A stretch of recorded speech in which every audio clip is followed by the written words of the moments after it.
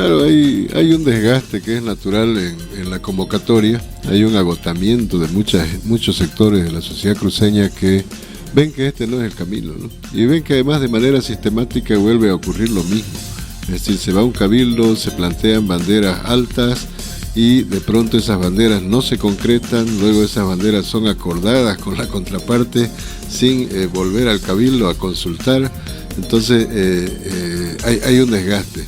Hay un desgaste que muestra que yo diría que el tiempo que estamos viviendo en Santa Cruz, de una gran movilización, una gran energía movilizada, podríamos decir, le ha tocado la peor dirigencia, una dirigencia sin calidad política, una dirigencia sin análisis prospectivo, sin proyección, que es capaz de aventurarse a cosas, por ejemplo, como decir, vamos a hacer nuestra propia policía, cuando sabe que no puede hacerlo. O sea, hacerlo implica o romper la Constitución, o reformar la Constitución. Las expectativas no han sido cumplidas.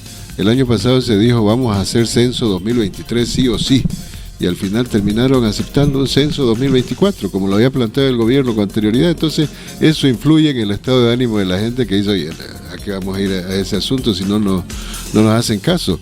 Entonces, la expectativa de asistencia ha sido menor. No hay que desmerecerlo, porque aunque haya sido menos, sigue siendo mucha gente. Por eso digo yo, mucha energía acumulada, mucha energía movilizada para unas propuestas que son imposibles. Ahora el desglose de los puntos que usted decía. Claro, o sea, pues si vos vas al tema de elección de jueces, no hay, pues los jueces que vamos a elegir son nacionales. Son tribunales nacionales, Tribunal Constitucional, Tribunal Supremo, Tribunal Agroambiental, Consejo de la Magistratura, son instancias nacionales, no estás yendo a elegir el Tribunal Departamental de Justicia. Y aunque estuvieras yendo a elegir el Tribunal Departamental de Justicia, la Asamblea no tiene atribuciones para esto. Entonces, no es posible. Lo que se ha planteado ayer, defensor del pueblo, policía, elección de autoridades judiciales, esas tres cosas necesitan ir por una vía de reforma constitucional, y la reforma constitucional se puede hacer.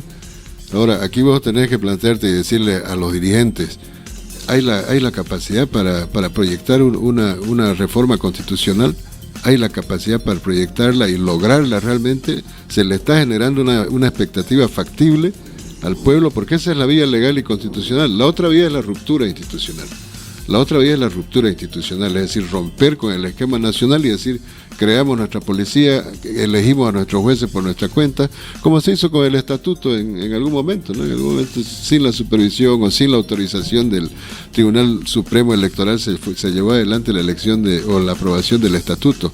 Estos tres puntos que usted cita, Emilio, no son factibles, como dice, porque no es vinculante el cabildo o simplemente porque no hay capacidad. No, porque hay vías constitucionales para hacerlo.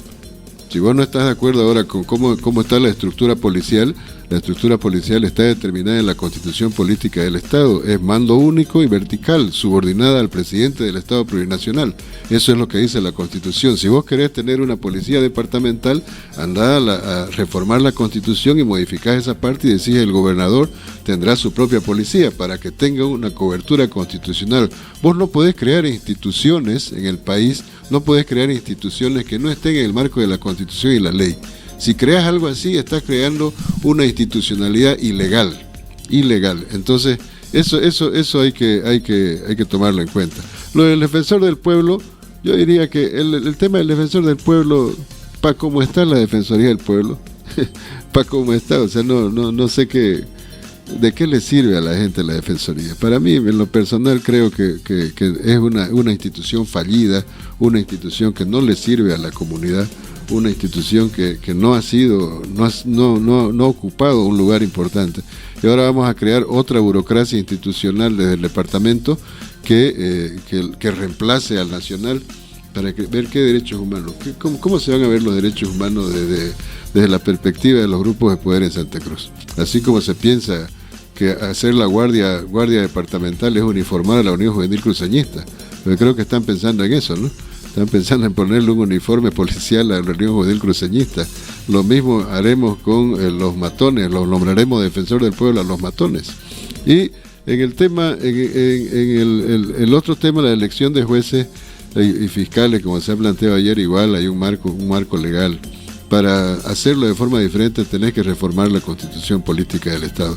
Y ahí yo digo que la élite o la dirigencia es irresponsable porque le promete algo a la gente que sabe que no le va a cumplir, porque ni tiene la capacidad para impulsar una reforma constitucional estructural, no tiene esa capacidad, porque hemos visto las convocatorias en el resto del país han sido pobrísimas.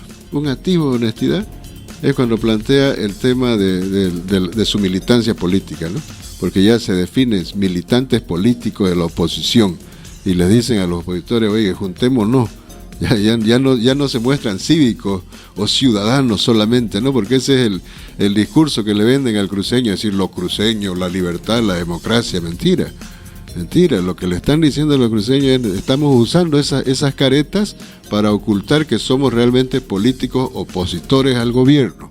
La amnistía en procesos penales no es irrestricta. El presidente tiene potestad, cada fin de año lo hace, saca un decreto de amnistía donde se consideran a presos que han pasado más tiempo de su condena, a presos que están en problemas de salud, gente que no tenga una sentencia mayor de 8 años. Entonces, si vos ves la figura del proceso penal contra Camacho, no entra en ninguna de las causales para ser beneficiado de una amnistía. Y una amnistía general. Ellos tratan de posicionar y dicen, son presos políticos. No son políticos presos porque han cometido delitos. No son presos políticos, son políticos presos porque han cometido delitos. Y el que comete delito se ajusta al procedimiento penal. Y en ese procedimiento penal la amnistía alcanza solamente cuando han cumplido determinadas causales. Entonces ese es el escenario. No va a ser posible esa ley de amnistía, no va a ser posible.